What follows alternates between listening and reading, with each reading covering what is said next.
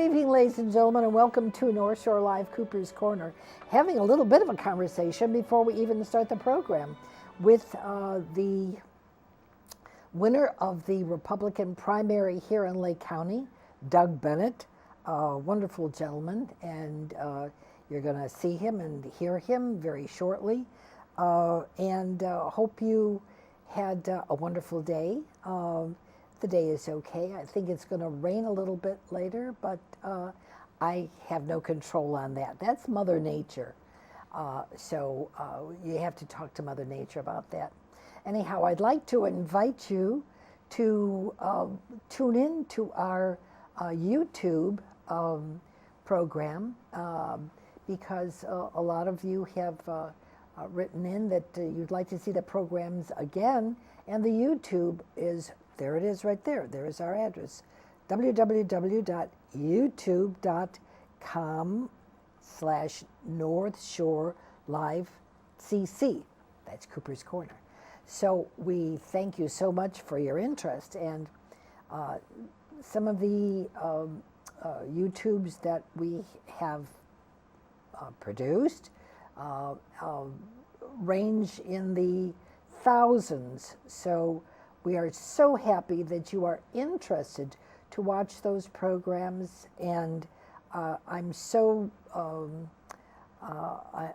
so happy that we can meet your expectation of a great community program, and that you enjoy it that much to be able to watch it. So we're going to hope that you enjoy this evening's program. And as I mentioned, our guest is Doug Bennett, a Deerfield resident, and the winner of the 10th Congressional Republican Party's primary. So without any further ado, allow me to introduce to you, for the first time, this is your inaugural on my program. On your program, yes, yes, on my program. No, my hands are cold, forgive it. This is Doug Bennett. Glad to be here. Happy to have you. Yeah. And congratulations. Thank you. And we're thrilled that you were able to make it. That's wonderful. And you're here. And this is Conversations with Doug. Right. So the public wants to know, you're in my backyard. Oh, I didn't even see you. I didn't even know you were running. Why don't you explain to our public, you're a public, who we are and what we are. Absolutely. So we live in Deerfield. Yeah. We live in Clavinia, which, if you know, it's between Walgreens corporate headquarters and the Tanaka tennis courts, yes. Right near 294. So I can see the wall. Close. The wall. I can see the wall. Yes, you hear the noise? Not so bad. No, you get Okay. used to it, right? It's a beautiful place. It is. We have 3 children, 2 of which are still of school age. They're in 3rd grade. They go to South Park School. That's a good age. Oh, every age is a good age. I've gone, my eldest I speak from experience. I mean, I've gone through all those too. My eldest is 24, so I've had the teenager. Oh. I could do some teenage impressions. Terrible twos, teenagers, okay. No, I have a lot of fun being a parent. It's a great thing to do. I've enjoyed it greatly. I hope. And this is a great community to be in. And I've been I've been interested in politics for a long time. When I got started, I was in high school back in New Jersey. I grew up in New Jersey. We've got one of the Jersey boys here. Exit 9, if you have to ask. Oh my goodness. But we had a very close race in New Jersey. It involved some corruption, some scandal on the part of the incumbent congressman, and that's politics, Doug. And unfortunately, when I grew up, that was a one and done kind of activity, and the challenger took him out for basically for doing that. Okay. You might have seen American Hustle at some point about ab scam, and there was right way back in the 80s. I remember the 80s. I remember the 80s. The 1880s, okay, no, we're you're good. Not that old, but my congressman and my senator were both caught up in that, actually. Oh, wow, okay. But we ended up being able to intern at the challenger, Chris Smith's office for which was very fascinating. It was very interesting, and that was the year of Reagan's beating Jimmy Carter, and so we had, that was our introduction to both how government works on the inside to a certain extent and the political reality. Oh, yeah. But so I've had an interest from a long time. When we came out here, I've traveled for a living a lot. We would get on a plane Monday morning at 6 in the morning, and we'd fly wherever, and we come back Thursday night. So, which is a hard way to live. This is difficult. But it's that you get used to it, like everything. My wife is a stand-up woman. I love her, Jenny. Evidently. No, she's great. She is a rock. My best decision. I'm very proud. That's a good decision on my part. Okay, it's good. She's great. So we got re-involved in 2010. The Obamacare thing I thought was a misguided policy that was economically unsound. It was going to lead to almost making insurance illegal. So I got re-engaged in the political process again in 2010, and so we ran a race and got beaten up pretty, not bad, got but licked. Okay. we got tattooed. Yeah. Okay. But I tell people that we had a $4,000 investment in the college of tuition in the college of politics Of hard knocks. Okay. taught by Professor Maine, who's one of the best retail politicians I know. She's really good at what she does. She's fascinating. Okay. I learned a lot. Right. She worked hard. She walked hard. She knew everybody in her district. She talked to them about issues that mattered.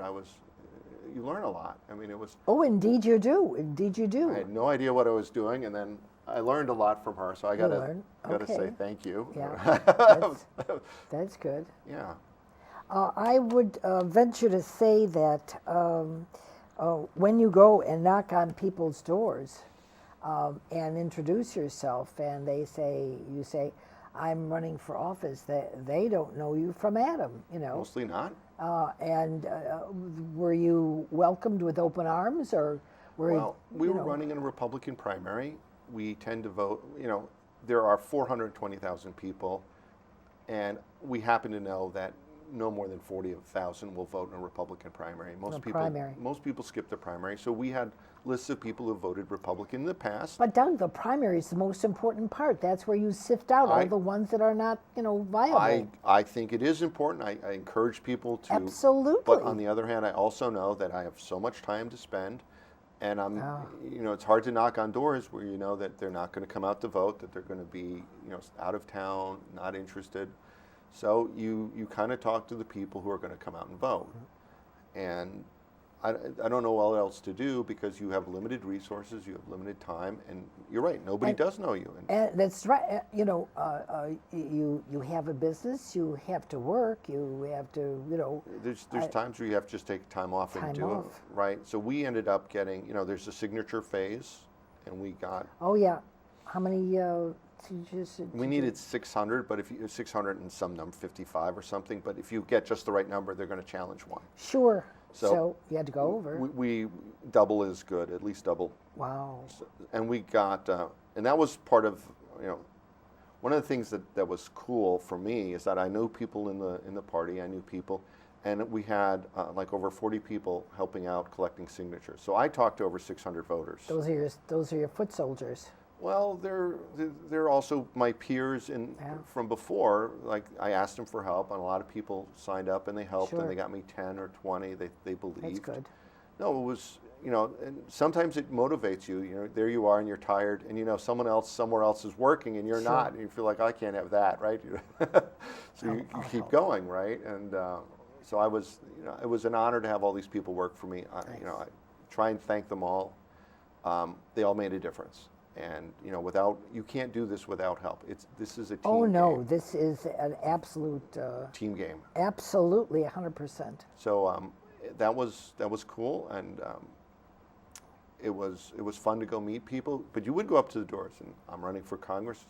They ask you, what do you stand for? You say, look, I'd like to solve health insurance. We'd like to solve runaway college tuitions. We're talking about things we think matter to the district. And people would engage you in conversations.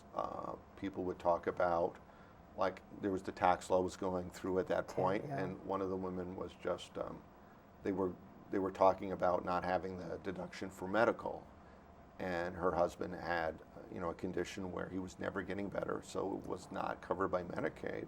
And she's like, look, I understand we're going to have to pay for this, but to make it not tax deductible is brutal. Yeah.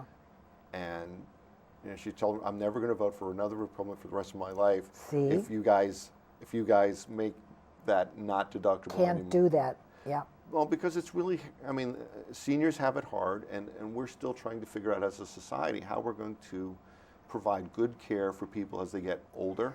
We've heard this, song over and over. It's Doug, hard. you've got to be able to change it. You need to. The public requires you to do that. Well, When the public puts you in office, you need to You need to- change the song. you need to focus on this. Yes.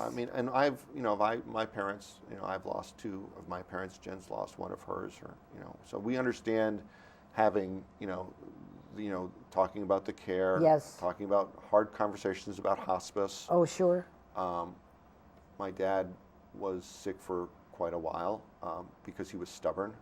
This is a good story, though, right? Okay, I'm listening, and so is the public. So, my youngest two were en route, and he was sick, and he was, he had a stroke. I didn't know this, that when he had a stroke in '86 or '85, they gave him 3 to 5 years to live. Oh, And they gave him a procedure that killed 5% of the people who underwent it, just the exploratory oh stuff. my goodness. Well, if you're going to die anyway, it doesn't matter. I guess he's a hard-nosed guy in some ways. And he said, like, he had 23 years of extra time. You know that on the soccer game when the time runs out and they have extra time? You don't know how long it is? So he said he had 23 years of it. And he knew the twins were en route, and he was dying, and he was going to be damned if he was going to die. You wanted to see the babies. He wanted to hear them at least, right? He was in a home in North Carolina.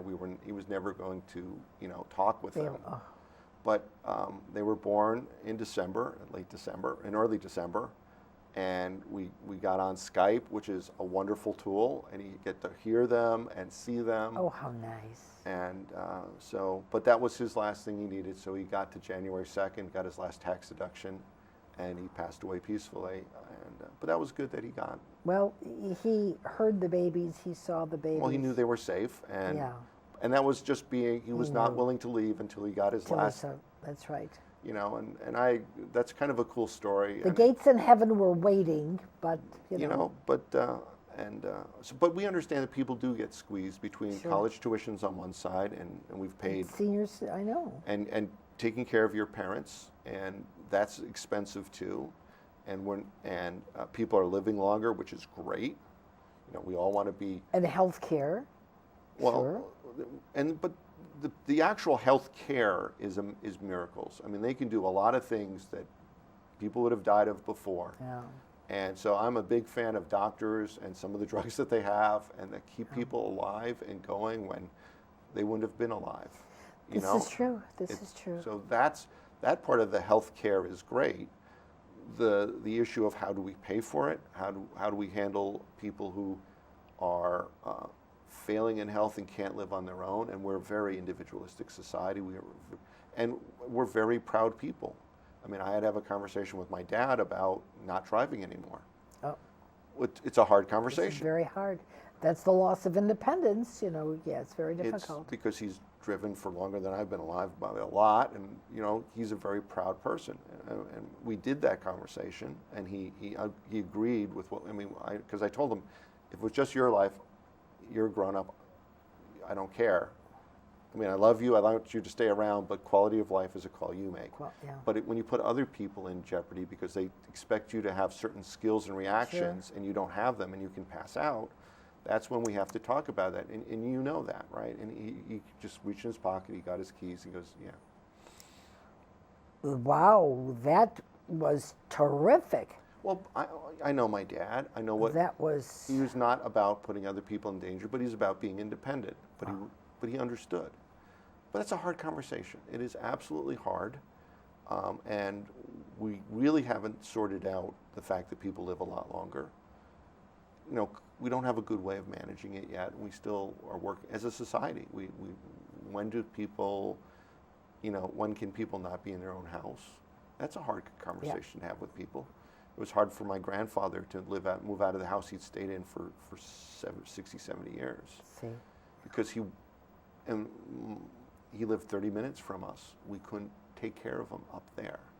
We couldn't get to him if something happened. And so, I mean, these are really hard things to talk about. And well, you know, if you're going to be a prominent fixture in the Republican Party and have a voice in Congress, in the U.S. Congress, and that your vote counts and your voice counts, I think that, you know, you need to think about this, and absolutely your constituents will want you to act on. it is our voice. I am just the voice on of the voice. everybody here. Okay. No, I just want, I mean, I don't want, Sure. it's not about, I mean, it's not really about me, it's No, about us. but, you know, And we want to, if the 10th Congressional decides you're the guy, and we're gonna go fight for and them. we send you to Washington, it's my job to fight for them. to you listen better to them. believe it. Absolutely. I get Absolutely. that. And yeah. one of the things we talk about is runaway college tuitions. This is a very education-heavy district. Oh, yeah, very There's much. a lot of, I mean, we're up here personally. It's a great school district in Deerfield. That's one of the reasons you come up to Lake County. yep. There are a number of fantastic schools in the district, and people have invested in property taxes, which are very high. Big time high. Maybe you could do something about that. Those property There's- taxes there's- are yeah, strangulating everyone. and we're losing people. We're driving people out with the overall tax burden. They're leaving. We're losing one congressional seat for sure, and maybe We- a second. Yes. we talked to some people, and they said that they're not living here anymore. And it wasn't that they were unhappy with Illinois? school, with Illinois. They said the taxes were so outrageous and really we have a more problem. than they could handle. They have to move, and they were moving to Wisconsin, You don't right move- over the border. You don't move to Wisconsin for the weather. No, they moved because financially The they taxes were could too high. not handle it. At what point, Doug, are those that are making the laws or creating the problem going to understand you are squeezing the residents and the citizenry out of Illinois I think that's becoming because you can't pay the you taxes? It is a huge problem here. It's a huge problem at the state level. It's a problem at the local level. We need to curtail some of the runaway spending. We haven't been good about we've been giving away pension benefits at 8% per year. Oh, this is, yeah. And not we've good. been funding them at 5%, and if you're funding it at 5 and if you're Giving it away at 8, then you do that for that's- 20 years, you're in a big hole. And so that's- that's a real problem at all levels. And even the governor's race, we're going to have two people who have two different ideas about what the tax burden should look like. People are talking about even more taxes, and I'll tell you that it'll drive some of those people out of Illinois. Well, we spoke a couple of years ago about businesses and industry and factories leaving Illinois, going for more accommodating placements out of state. Now, the conversation is going to residents, private residents that want to go. Now, is it local politicians? Is it state politicians or federal that are driving the people out of Illinois? Everybody. Everybody. It's all up and down the line. People's property taxes are out of yeah. control. The state and local tax burden is incredibly high here, and it could get worse if some of these ideas come to fruition with the income tax ideas that have been floated from like J.B. Pritzker. The federal burden isn't low, and when you add them all together, right, it is a very expensive place to do business, and that's terrible because it's a great place to do business. We are at the center of the Midwest. We have great rail, We've got great air here. We've roadways. We are the center of everything in the Midwest. We have shipping too. We're on the Great Lakes. We can do a lot of stuff, and we have a lot of fine universities. A Northwestern grad. I'm proud. We have U of C. We have a lot of great, really top-notch universities here. We have a lot of people coming out of those universities, and yet they don't stay here because no, they can't. They can't buy a house. They can't stay here. They can't. Financially, it is strangulation. Well, A, they come out with too much debt, Yeah. and B, this is too expensive to be here. Yeah. Both of those things together are just lethal. And so where do they go? They go to Wisconsin. They go to Indiana. They go Ohio. They go anywhere. Texas. Texas, yeah. And Texas is preying upon, Yeah. And we need to reverse that. And we need to reverse it up and down the line, all the people. So when you look, I can't election here, I'm just saying that we need to pick people who are going to stand up and defend people and make sure people have a reason to come back to Illinois. This is a great place. I love this place. I mean, I love Deerfield. It's a great community. I've got great neighbors. A little chilly in the winter, but I'm willing to deal with that. Well, I'm from New Jersey, where we thought 30 was cold. And Jersey, are you joking me? We get 52 below zero here. That was a real surprise the first year I was here. This is very difficult, and we can tell you, and the public can tell you, that winters, when we unfortunately have a heavy winter, this is very dramatic. This is like the Antarctic. It is cold here, but you better believe it. But this is the great people here. I mean, we have a lot of friends here. We have family here, and we need to defend here. And part of running is to save Illinois, to make a difference for the people who live here. Well, like I say, you would have to be the voice. You are the mouthpiece for the 10th Congressional. And we need to listen to people, and they need to know that we're going to have their back. And we're not going to forget that we're from this place. Yeah. This is very important. I don't want to be. This is very important. I don't want to be a creature of Washington. I moved here for a reason. This is a better place than Washington. Well, I don't want to diss all those folks over there. No one's saying you're poo-pooing that, but the point is that this is your home residence. This is my home. home. And you got the kids going to school here, so we want to be here. That's why we came here. This is it. And, how does the family? How is my wife handling it? Yeah, Jenny how is she understanding that? She's sharing you with what 700,000 people here, whatever. She's very patient. There's been a serious time commitment, and it's hard to explain. The first time I went and said I'm going to run for Congress, you know what the first question people ask you? Why? Does your wife know about this? Oh, your wife. Oh, because if your wife's not on board, forget it. No, seriously, that's true. If your Yeah. wife's not on board, forget it. You're not going anywhere. You're not going anywhere. No, you're just not going to Take out the garbage dog. Make sure.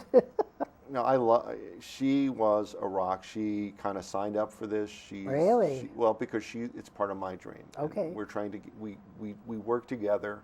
We've got a real partnership. Good. I'm trying to get her what she wants in her life, and she's returning the favor. It's a great relationship to have with her. It's really deep part of my life. So that's terrific. So, I mean, it was more work than I thought at the beginning. It's hard to explain to anybody until you do this how much work this is. We were out, to events every night, different places. The district's small compared to some of them. I mean, geographically, it's only 90 minutes from Wisconsin down to, Niles. Well, if you're in Cook County, you'd walk a couple of pairs of shoes, the leather off your shoes, to be able to. My shoes have shown some wear and tear. We need another set for the next election. We put a lot of miles on the shoes, but that's okay, and we put some miles on the car. Gym shoes are good. You don't have to wear leather. It's okay. Your feet are not very congressional. I know it's not, but But yeah, I understand, and but we had a great response. We talked. People are worried about getting their kids through college and how to try and curb some of these runaway tuition costs. They are worried about health insurance, and how do we find a fair system that is not outrageous. They're worried about how do we have a fair solution on immigration, for example. Oh yeah. Well, I mean, these are big ticket items. And people care about local things. I mean, I talked to the mayor of Fox River, and he's like, we have this idea on how to stop it from silting up with debris, but we need to dig a hole on federal land right next to the river. And they need help, and they need to get permits, and it's a huge amount of red tape. They said to go by. People, are waiting for, And so they need congressmen who go out and not only, it's not only about big things, it's about, like I was in a constituent service office, it's about handling people's individual problems, making sure that when something goes south with the government, something dumb, they didn't get their Social Security check for some silly reason, you go and have somebody, you hunt it down, you find it, you fix it, you fix problems for people here. That's a big part of part of Congress is passing laws, part of Congress is coming up with laws, but a good part of it is making sure the people who are here, when they have a problem with the government, which is a big faceless thing, have somebody who's their advocate, their guy, who's going to go out and make their problem go away, or at least, fight as hard as he can. And that's a big part of, that's what I learned when I was in the office, is that calling your congressman, regardless of the party, actually works. Does it work? It often works. They actually work for you, and it's interesting. Because they're the only people who care whether you succeed or fail at this. If you call up your senator or congressman, they'll actually give it a good go. And well, even though in the primary you have to disclose what party you are going to be voting for, in the general election, I mean, you could be a Democrat and vote Republican. You could be a Republican and vote Democrat. Well, no, once you look, the parties have different ideas and different sets of values about what to do, and that's fine. Yeah. I mean, I don't actually have a problem with that. But once we decide as a people in the district, like we're going this way, right? You're the congressman for everybody. Anybody who has to, this is a U.S. Congress. We're not talking about. But whatever you're representing, Yeah. you could be the mayor. You're everybody's mayor. Yeah. Everybody who needs help, you're their guy, and it's part of. I go out. I like talking to kids. I did some teaching. Well, you used to be a kid. Well, then, so you No, understand. but I did teaching. I like going out into a classroom environment, and I go like, what is politics? And politics is the act of deciding between valid competing interests where we have scarce resources. It's just about making decisions. And once you have scarce resources and valid options, you have politics. Those are big words for little kids, or They understand. It's because they've ordered a pizza with their friends, and they can have 2 toppings, and they have 6 people. That's right. Oh my God. See, once you break it down to something they do. That they do know. Okay. So how do we decide which toppings go on the pizza? Yeah. Right. And then they have a little debate. Anchovies, nobody likes anchovies. It's too salty. Exactly, right? But they make a decision as a group, and but the act of deciding. So politics isn't inherently good or bad. It's the way we decide, and that's not just in the political world. It's in the business world. It's everywhere. Oh, sure. So it's not a bad thing to make decisions, and we just have to make them as adults. We have to, think about what we're doing. Sometimes. And can you live with that decision? Well, if you can't. You make the decision and then say, "Oh, maybe I made a mistake, or maybe I should have thought of something more."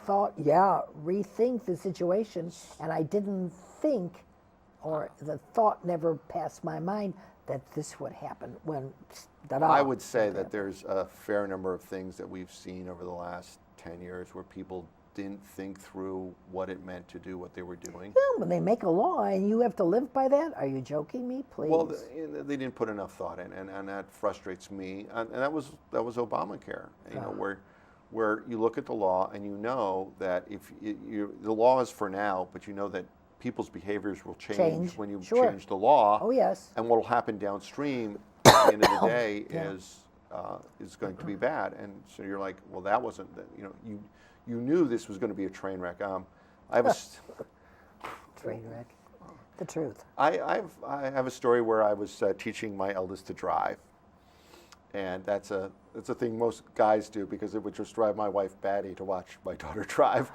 And they get along really well, but it would. So we're driving down on Lake Street near Old Orchard, and it's early on a Sunday, and I see way down the road that there's a car stop with the flashers on the right-hand side. Okay. And I'm waiting for her to see it. Now I'm looking way down the road. Past it, okay. But she can't see that far ahead. She's looking at all the things that are like this car and this car. Oh, yeah, and all the other cars. all the other cars right around you, and she doesn't have the vision to look down the road to say, hey, I'm in the wrong lane. I'm going to get into trouble. Wait, how old is she now?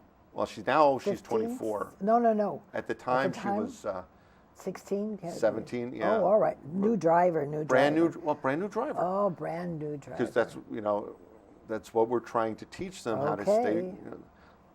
The thing that scares me most is driving, because like they have no experience, and they're going out in a very dangerous vehicle, and yet you have to let them do that, right? So that's a scary thing. I've known people who've died in cars. So it is kind of terrifying when they go out on their own for the first time and it snows outside, and you're just like, oh my God, I hope I trained them well enough to get home. But I knew she was going to be in trouble, but she didn't, right? And sometimes I look at Congress and they have the same problem. They didn't see. They're always in trouble, Doug. Well, because they're only looking like 100 They're yards looking down. like it. They're not looking ahead. Okay. They're not looking ahead, and I just we need a few people who are going to go there and say, what's going to happen when we change the rules? How are people going to really respond? Not how do I like them to respond. Well, we're going to have a graduated income tax. What's going to happen to people who make money? They're going to either A, hide it better, or B, move it over the border. There's a whole bunch of things, and you're not going to get as much money as you think you will, right? And then when the jobs go, if a company moves over the border, then a lot of jobs goes with it, not just the ones. And now you're like, what happened? It's like, well, that turned out not to be. Illinois has seen a lot of businesses and factories move out of state. And we need to bring them back into state. And the point is that the businesses have moved out of state, but the people are still in the state, and they don't have jobs to bring in the bread for the table. We need to create a climate in Illinois and on the North Shore where people have every reason to bring your business here, every reason to start your life here for young people, and and make it an attractive place again. It was an attractive place for a long time. It should be an attractive place. And so you have to go back and say, what made it change? If I was happy to come here and things were doable at that point, why are they not doable now? And people stay. People flock to the North Shore or flock to wherever to come in and absolutely. I remember buy homes and raise their children, and the schools. Do you know how many schools? We just closed all these schools in the east side of Highland Park. I mean, there's no schools for the kids to go to. When we came up here, and my two youngest went to kindergarten, they had like 3 teachers, and they made it only 2 classes, and there were only 13 in each class. Oh my goodness! So there's not only are people fleeing, but young families aren't settling up here. And so there's more school. 13 kids. I've never known of anything with such a low volume of students. We were the afternoon kindergarten, and Oh my goodness. And it's gotten better, but it's part of these schools were built on the fact that people could buy a house in Highland Park, and they were a young couple. And live there, raise a family. And raise a family, and there was affordable. Yeah. But now people graduate from school, and they have, my daughter's college costs like $160,000, and it could cost more for certain people. I went to school at Northwestern. I had to borrow effectively a new car. Like, it was about the same as my first car, which I got a new Cougar, Mercury Cougar. It was $13,000. Wow, super duper. Well, it was a nice car. I was driving a lot. But school was a car. Now school is a house. Oh, sure. And it's really hard for you to have 2 mortgages, especially when you're 25. And now they're putting off or they can't move into places like this. We need to fix the tuition problem because they have a tremendous amount of debt, and they have very little way to get out of the college debt, and that's a big problem.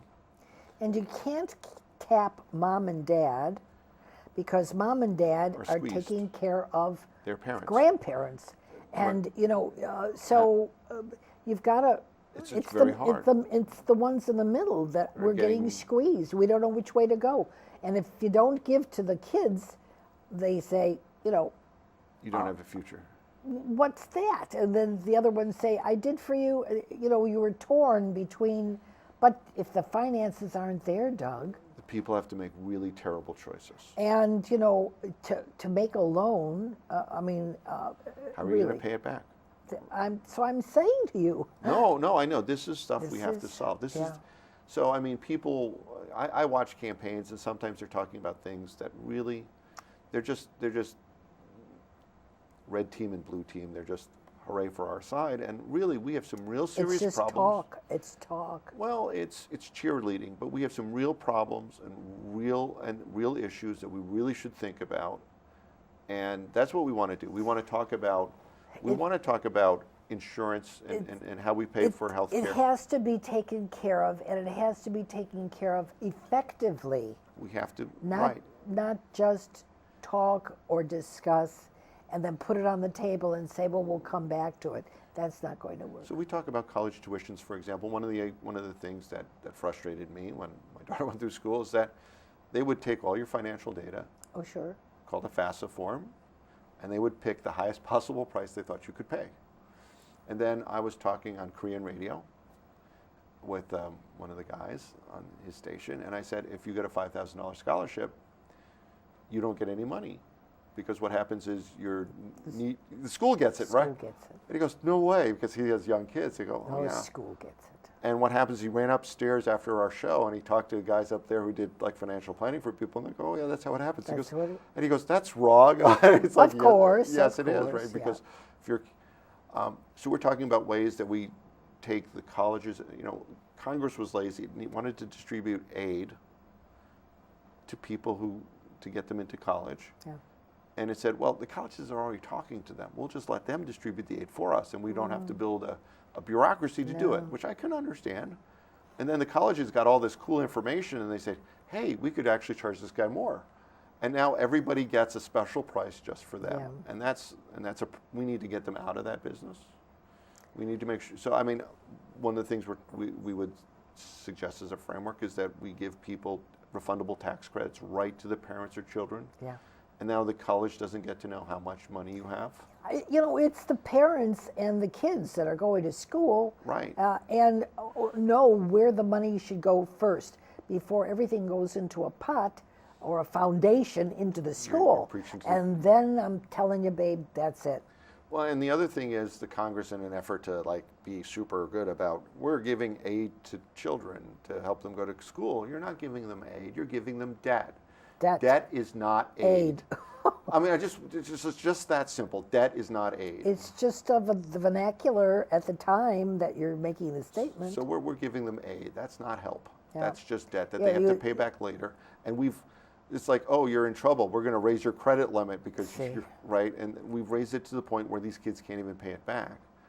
And we got to really think about. Well, I think it takes, they're given 10 years to pay it back when you start your first job to be able to do payback. But that's a lot of money. Of course it is. It's a lot of money. And of course so we need to find a better way to do this.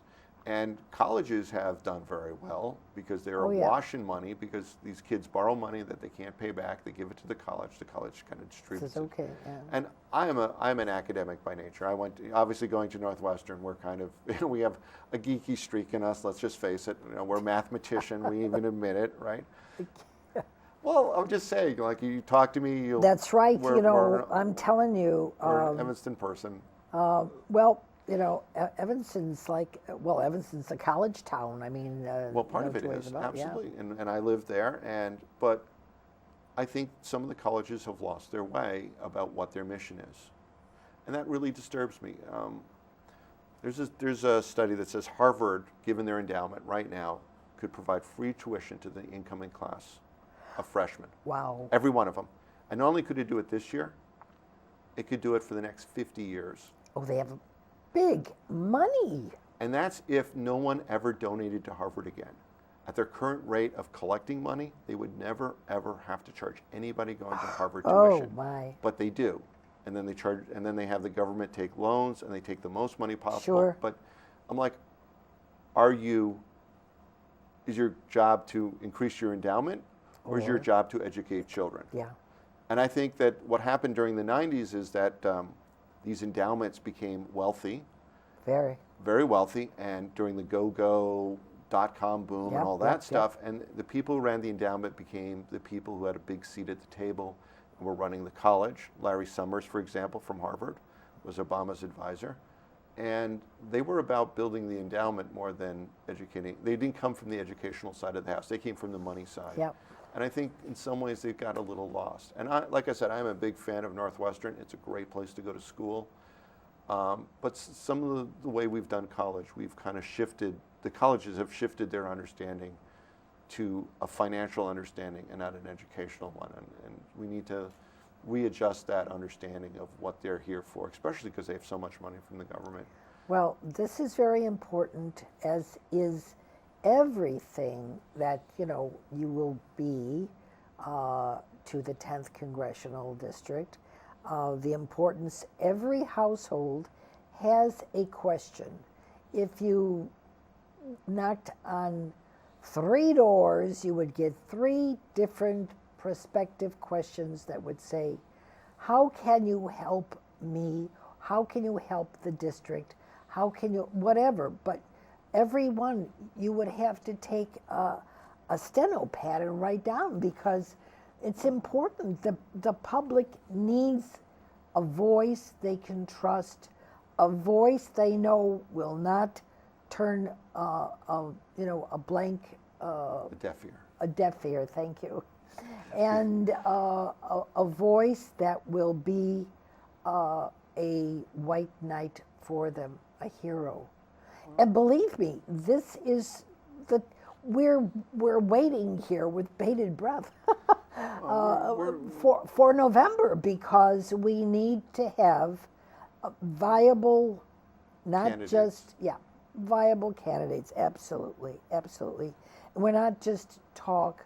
We want to see action. We're an action area, and this is what we need. I call this a pragmatic area, and some people say, well, it's like a moderate district, like it's like lukewarm. It's not. It just wants problem solved. That's what it wants, and it's pretty open. It's like it doesn't care if you're a Republican or a Democrat. If Just you get fix it. Fix the problem. Just fix it. They're about fixing it, and I like that, because that's Fix the problem. and. So we're hoping to be, worthy to go to Washington to fight on behalf. We have some interesting skills, Skills are good. right? Life experiences are wonderful. And we have a lot of understanding about finance, economics, and math. It makes us rather rare. Instead of, there's 400 lawyers there, and there's Lawyers, everywhere you turn, there's a lawyer. And, this could be problematic. well, they make laws. So if you were the only They lawyer, make the laws. if you were the only lawyer in D.C., everybody would come to you, right? I know, but, they make the law, and, the point is that if you make the law, they are able to get their way out of the law, but it's the public that suffer with the remnants, what's left behind. They're able to squeeze out of a loophole, but, the public. That's because people feel that the people we've sent to Congress have become. We've been so jaded, because of those that have turned their back on the public. When will the so-called or proclaimed politician realize that it's the public that can put you in office? It's also the public that can take you out of office. Well, that's happened down here. It's happened a lot. One of the guys was campaigning lot. on term limits, and I'm like, term limits have been set on 1 for quite a while in this district. Yeah. Because people have been unhappy about. Very unhappy. And so, and some of these are good people, but you need to go out there. You need to explain what you're going to do. You need to explain things that are important to the people in the district. And, I think that people respect that. You know, you do your job well, and we'll keep you in office because you could be a proven legislator, and they just want someone who they can trust to go there and fight for them. Do the job.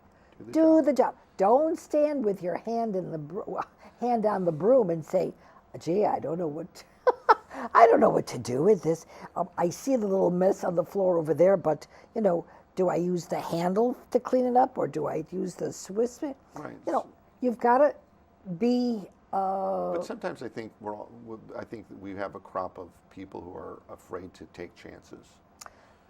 They try to be all pulled grief. Where would we be if we were afraid to I'm on your side. I'm telling you. Chances. Goodness sakes. But I mean, there's a whole bunch of people who are not necessarily risk takers. Well, we don't hire them to be risk takers, right? But if the risk is, I agree with you. Yeah, oh, see, okay. You know, but I'm on your side on this one. Okay. My dad said one thing interesting to me. Once again, this is good. We like to hear family problems. Well, no, he goes.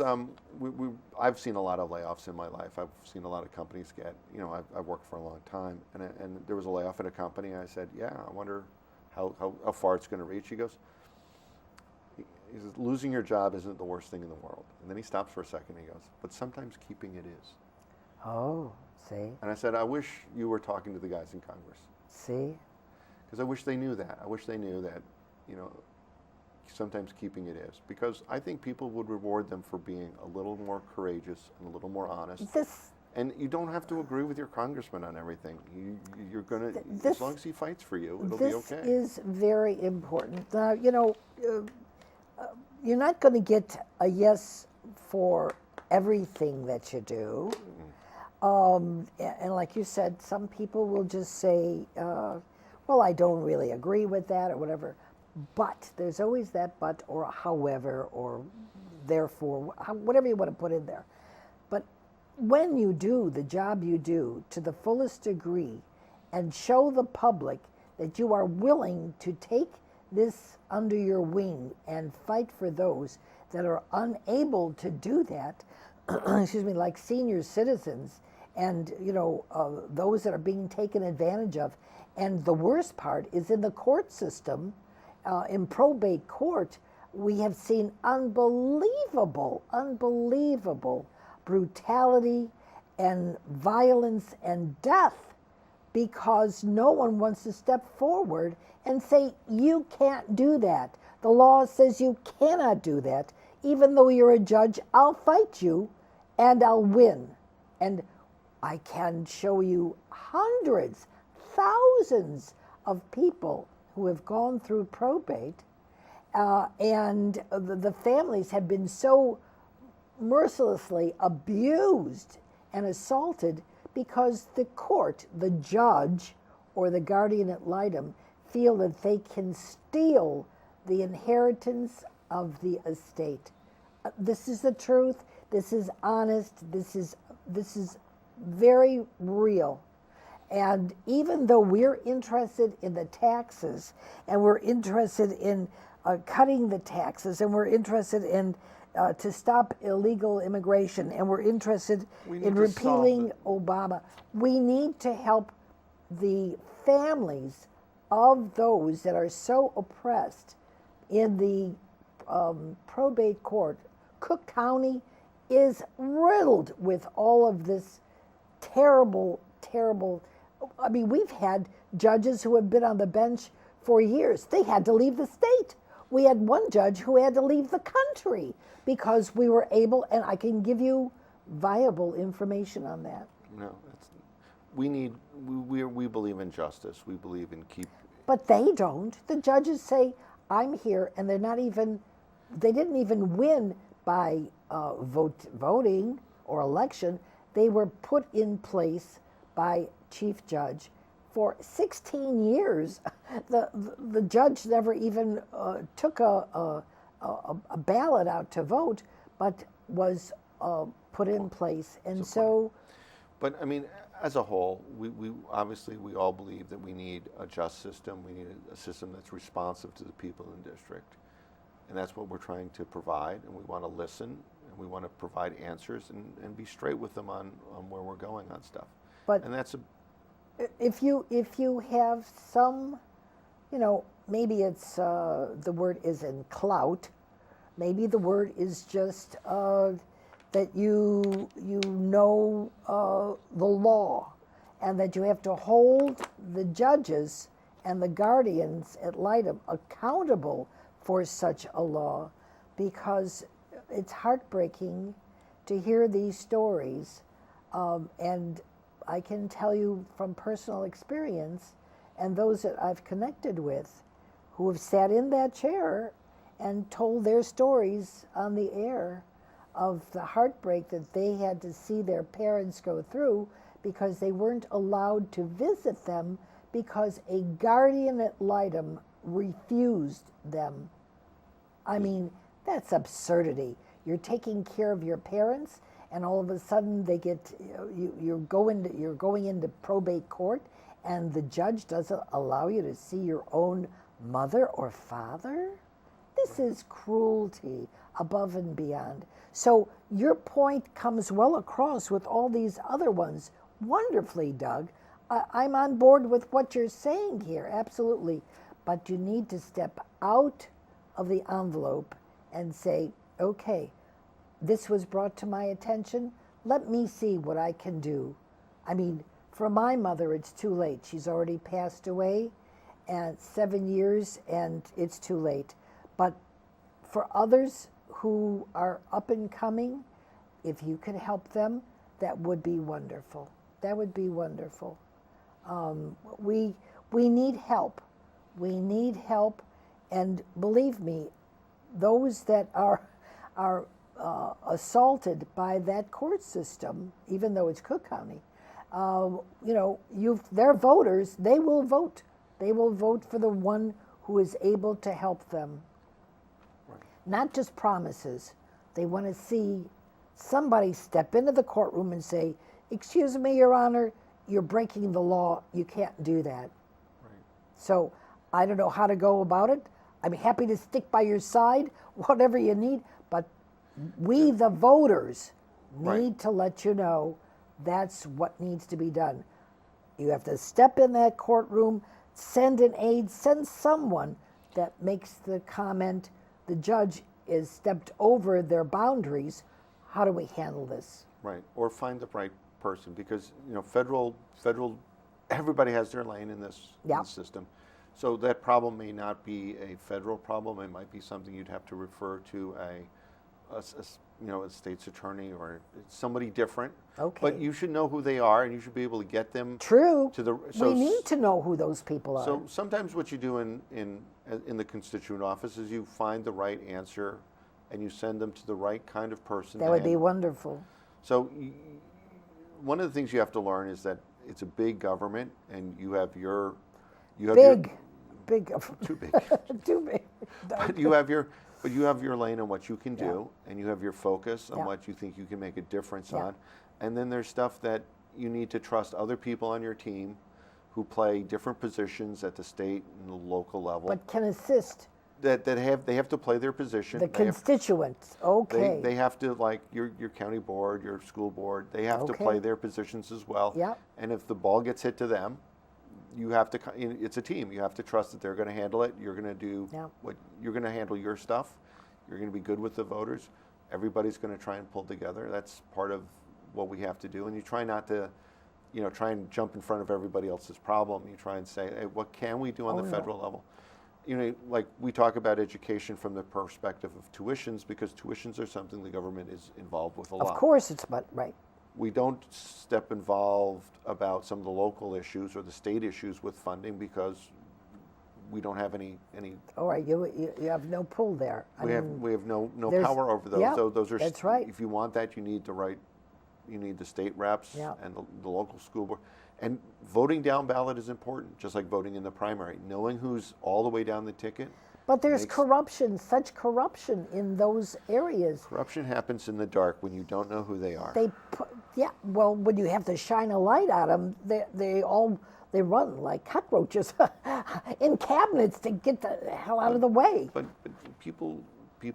I mean, I encourage people to know everybody on their ballot. One of the things my wife, who's said that was very interesting, is that she took the ballot, and she goes, I actually met most of the people. Oh, sure. On the ballot, and I actually know who they are. I mean, actually met them, and that was an odd feeling that she'd actually met, the candidates. Why? That's terrific. Right, and she made herself very aware. Well, she was with me, and then we ended up at events. We were at a parade down in Chinatown. Okay. And she's of Chinese descent, and like Jeannie Ives was there, and Jim Dodge, and there was all these candidates there, and the different events. There was things where she would meet other people, so she kind of knew who and it wasn't just random names. You know how sometimes people go in the random names.